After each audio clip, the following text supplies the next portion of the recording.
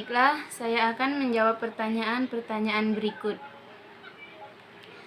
Pertama, apa yang dimaksud dengan psikologi belajar dan apa manfaat mempelajari psikologi belajar? Jawabannya adalah, pengertian dari psikologi belajar adalah ilmu pengetahuan yang berusaha mempelajari, menganalisis prinsip-prinsip perilaku manusia dalam proses belajar dan dalam proses pembelajaran. Adapun manfaat psikologi belajar, yaitu sebagai berikut. Pertama, meletakkan tujuan belajar. Kedua, mengatur kondisi-kondisi belajar yang efektif. 3. Mencegah terjadinya dan berkembangnya gangguan-gangguan mental dan emosi. 4.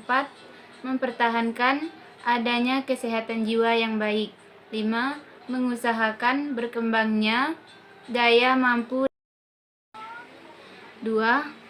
Metode apa saja yang dapat diterapkan pada psikologi belajar?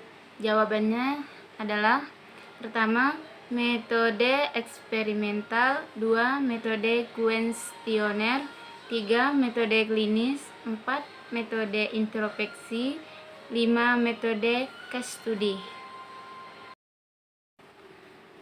3. Mengapa perkembangan dan belajar tidak dapat dipisahkan? Jawabannya, manusia dan pendidikan tidak dapat dipisahkan sebab pendidikan menjadi kunci masa depan manusia yang dibekali akal dan pikiran. Pendidikan memiliki peranan penting dalam perkembangan dan kelangsungan hidup bangsa karena pendidikan sebagai wadah untuk meningkatkan dan mengembangkan kualitas sumber daya manusia.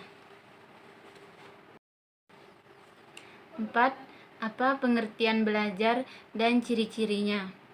Jawabannya, pengertian belajar adalah suatu proses atau upaya yang dilakukan setiap individu untuk mendapatkan perubahan tingkah laku, baik dalam bentuk pengetahuan, keterampilan, sikap, dan nilai positif sebagai suatu pengalaman dari berbagai materi yang telah dipelajari. Adapun ciri-ciri belajar, yaitu pertama, perubahan dalam tingkah laku. Yang kedua, perubahan yang terjadi adalah tetap atau permanen. Maksudnya, perubahan yang terjadi akan terus berlanjut dan bukan sekedar perubahan emosional. Seperti misalnya sedih menjadi senang atau dari marah menjadi tenang. 3. Terjadinya melalui pengalaman yang bersifat individu. Belajar hanya dapat terjadi jika dilakukan oleh individu yang bersangkutan. 5. Pada pembelajaran tema anggota keluargaku, kelas 1 Madrasah Ibtidaiyah, aktivitas apa saja yang dapat dilakukan oleh siswa untuk belajar tema tersebut? Jenis belajar apa saja yang dapat dilaksanakan siswa tersebut? Jawabannya yaitu jenis pembelajaran afektif. Jenis afektif adalah tujuan pembelajaran yang berkenaan dengan penghayatan dalam jiwa siswa terhadap nilai-nilai kebenaran yang diterimanya yang akan tercermin dalam perilaku dan perasaan serta minat. Aspek afektif adalah aspek yang bersangkut paut dengan sifat mental, perasaan, dan kesadaran siswa.